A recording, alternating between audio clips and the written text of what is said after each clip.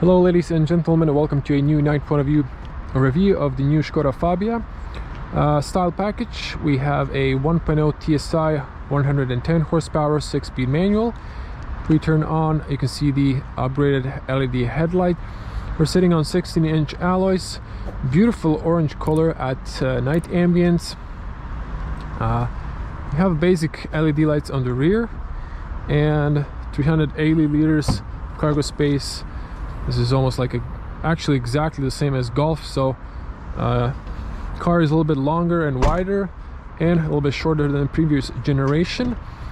Looking fresh, back with new technologies. I'm gonna connect my Apple CarPlay.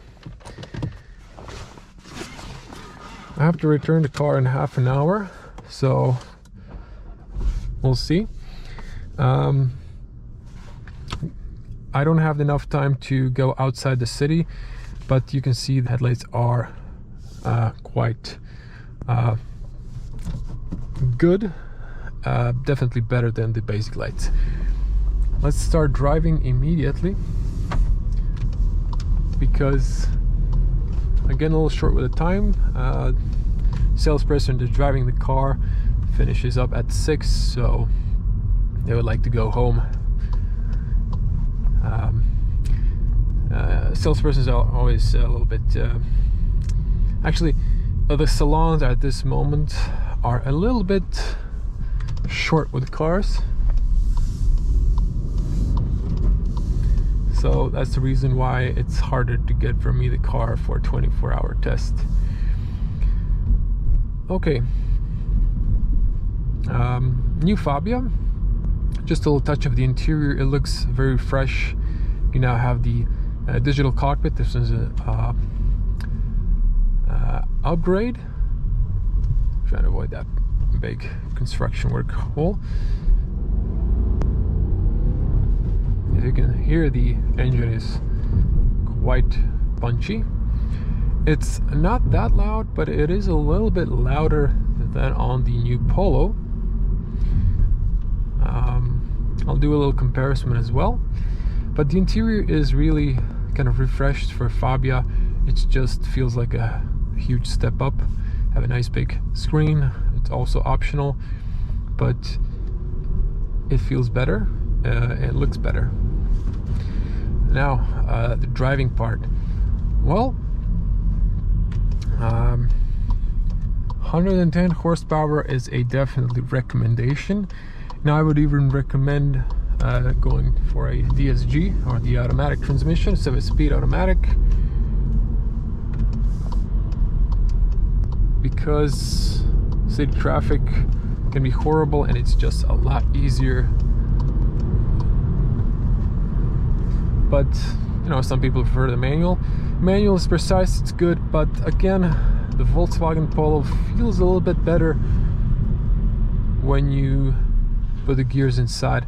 Now, as you can see, the brakes are quite good, and they are a little bit more on the aggressive side, so they're from the start harsh, so you have to develop that nice feeling. But I rather have those, and because when once you get used to them, they're a lot better when you need to emergency brake.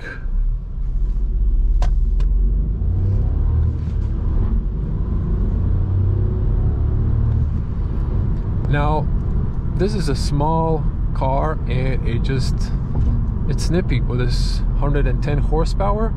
You can imagine, well, the Polo is going to get the R-Line version, but the Monte Carlo won't get the performance engine. But you can imagine if this had more horsepower, this would be really torquey. Now, you can get BMW drivers or BMW. You can get the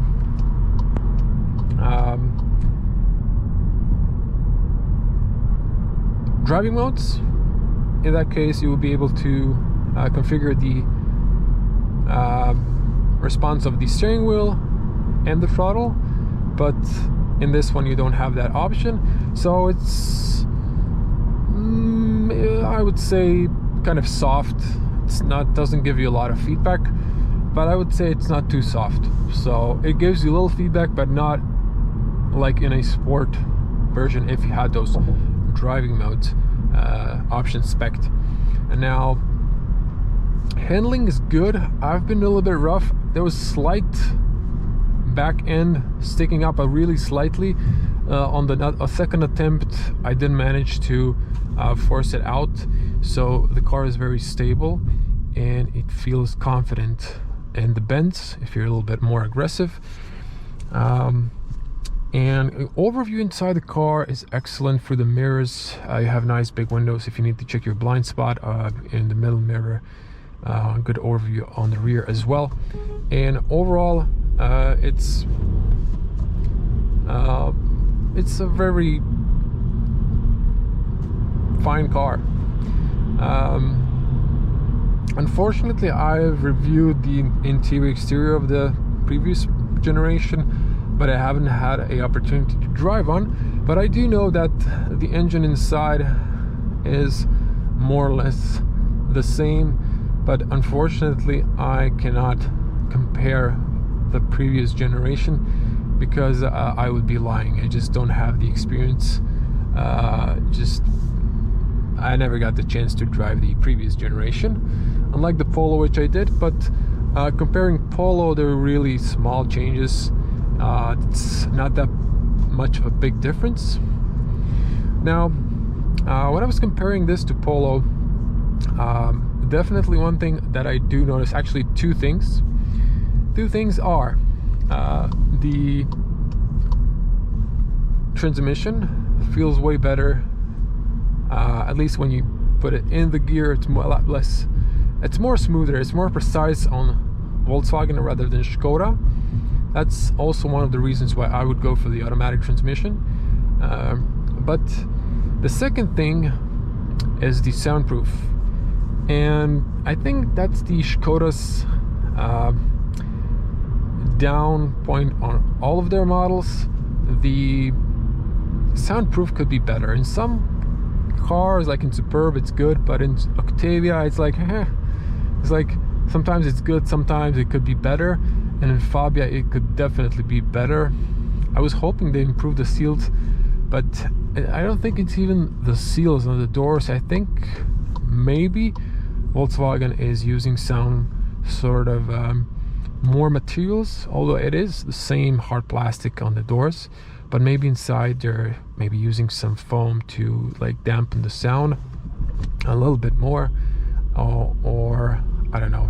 It just, the Fabia feels like there's these VW drivers, terrible.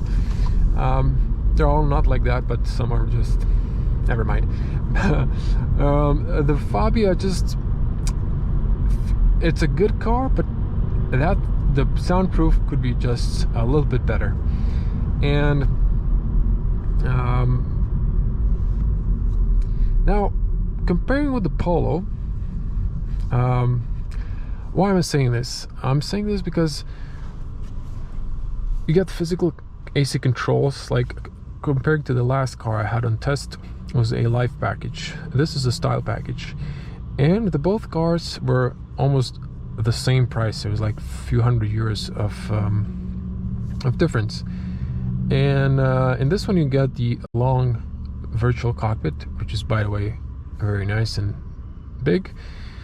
The infotainment, if you get the bigger screen, Polo has a little sharper resolution, but only when you come close. From the eye distance, it's quite okay. Now, when you look at the value for money, what you get in Polo, it costs you more.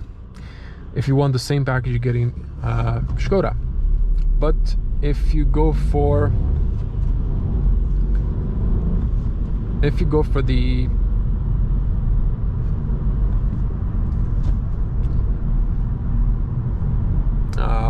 automatic AC, you get those touch sensitive capacitive, well, they're not buttons, but you know what I mean. And in Fabia just feels better. But if you want better soundproof, if you want better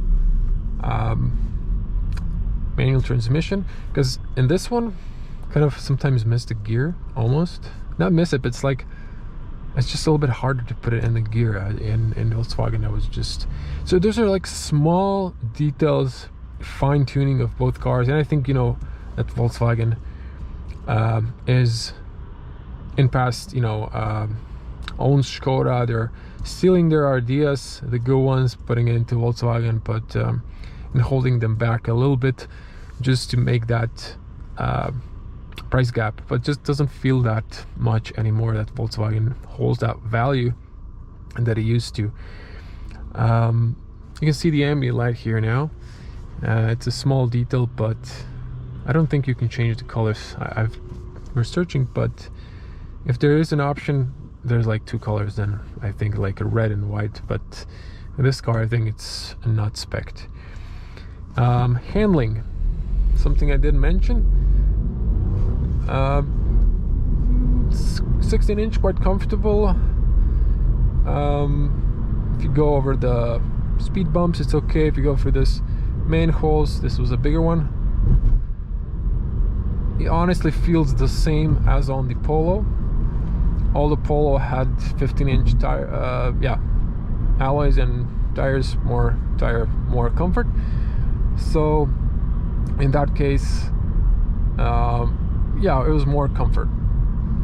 Now, for the regular audience, I'm not going on my same route because I need to return the car. This time I'm returning it to Škoda salon.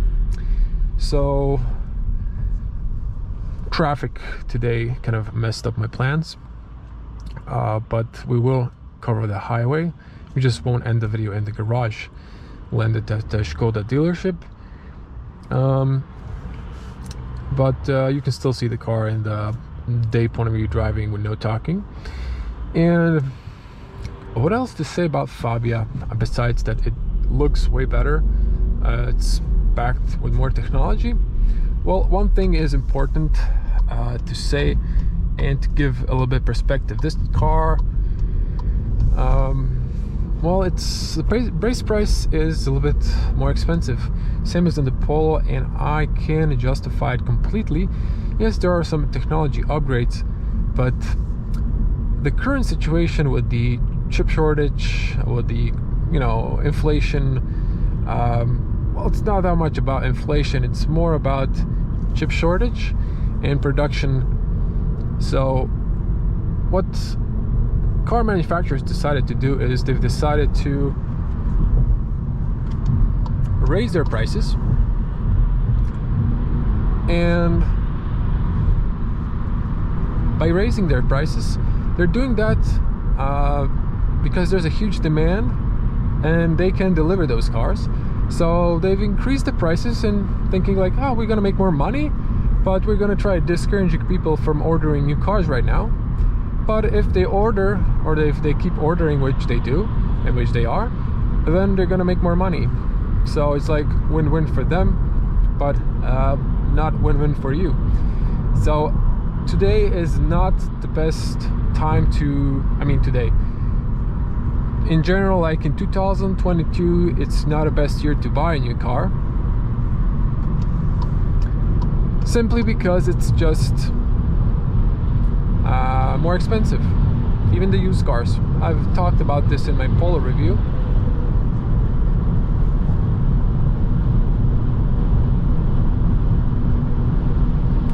Now a little test for the noise.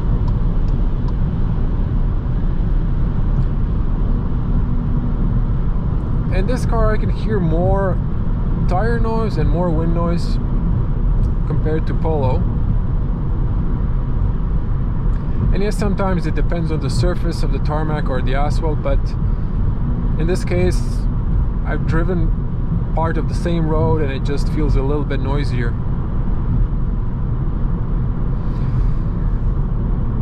So what I was trying to say about the prices, they've raised the prices once they sort the situation with the supply, you know, and when demand will probably not fall, but once they solve the issue with the supply chain, the prices will either go down but also from experience, that's something that usually doesn't happen, and they're just gonna keep their high margin and the cars are gonna be expensive. And this particular segment of cars is not any more popular because you make more money selling more expensive cars, especially electric cars. So these cars are now more expensive, and it's a lot harder for people who have a limited budgets to afford a new car, and it's kind of sad. It's not fair, but life isn't fair. So it sucks. It's probably gonna get better in the future, but I gotta say that it really is hard to look at the new cars. The prices are just very different than they used to be. Now the Fabia really feels good on the highway, just pulls easily, and the engine is really nice. I feel like it's a little bit better fine-tuned and a little bit quieter in the Volkswagen, although it's the same technology, it's exactly the same engine. Consumption, you can see that my average is 6.2 today. Now I don't have time to do a proper consumption test, but judging by the computer, you can get, if you're like really gentle, I would say something between 5 liters and maybe 4.5, but at this moment this is just my complete estimate. I was unable to get the car now for a 24-hour period. This is Waze. It looks awesome. You actually don't have the navigation option in the car, but you have the Apple CarPlay and Android Auto, and I think this is sufficient. Again, just by looking the Waze, I know that the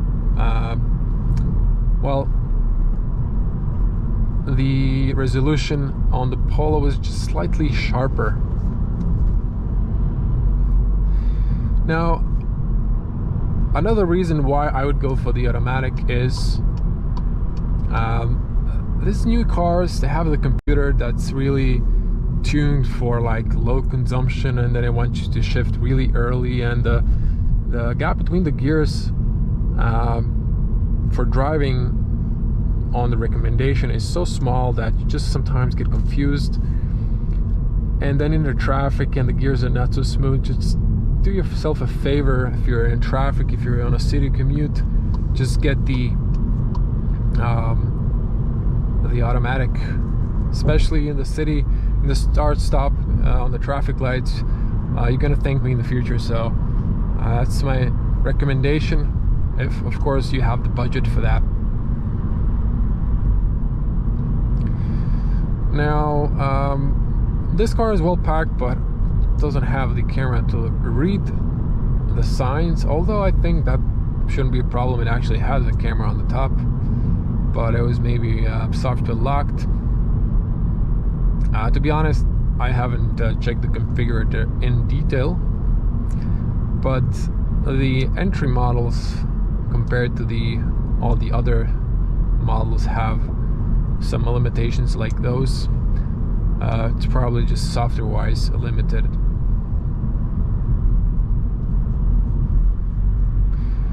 I'm trying to say if I've missed something about the Fabia, but I would like to wrap up the video because I'm getting closer to the dealer. But I gotta say that the car really feels good, and it's a nice, comfortable ride. In the style package, at least, you have the lumbar support, very important if you're a tall person such as myself, and it's quite comfortable. Although I've been sitting in the car for, let's see, around 3 hours now, and I'm getting like a little bit of butt pain. So the seats are good, but well, you won't have any other option in this car besides the sport seats and the Monte Carlo when it arrives. Police reported ahead. So this is one of the reasons I like Waze, although I don't think there's any police up there at the moment. But one of my favorite features is the Waze, because of the speeding cameras and the police reports and traffic reports. You know,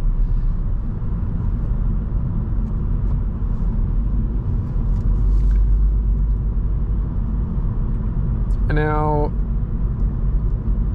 next review should be probably the new Taigo. For all of these who are regularly following the channel and eagerly waiting for new reviews,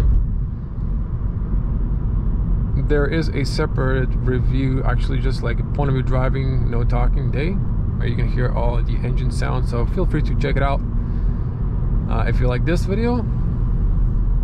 Now, as you can see, that the steering corrects you, but yeah, unfortunately it just has a lane correction. It doesn't have the lane assist, lane keeping assist correction. That would keep you in the lane. This one does not. This one's just, unfortunately, when you start getting close to it, it's gonna pull you back. But on the next one, it's gonna bounce you back and then freak out and say grab the steering wheel because it thinks you're maybe sleeping or whatever. So that part is not cool. I think this has automatic braking for the pedestrians. Yeah, cruise control and speed limiter, front assist, lane assist. So not lane keeping assist, and there is no cruise for the distance, for keeping distance correction. I mean, if you have the radar, it can do both things. I mean, I really don't understand why is this not standard, but again, might be the Volkswagen politics. We're coming to an end. I could have went to the garage, but probably be late, and I wanted to be responsible, return the car in time as promised. I also want to thank this Škoda dealer. It's actually the same group that owns Volkswagen and Audi I've been working with. Now, to wrap up the Fabia, it feels like a good car. It's definitely an upgrade to the previous generation, at least technology-wise and design-wise. I think the key features, like a soundproof, was not upgraded, but it's probably Volkswagen politics.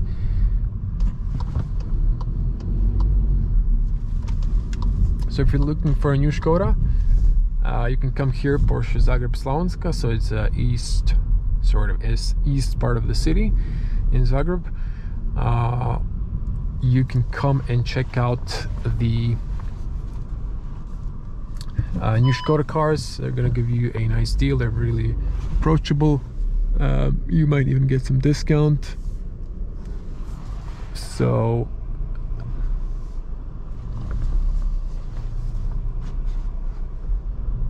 this is my recommendation, and they have a pretty okay service. As you can see, those LED lights, reverse lights, are LED. And that's it. Don't forget your smartphones. Actually, the car will give you that message once you open the door. There you go. So it's always a good idea not to forget your valuables inside the car. And thank you for watching. If you want to see more, again, subscribe. And if you're looking for a new Škoda, check out this place. And I'm gonna see you in the next one. Stay safe on the road and at home. Bye.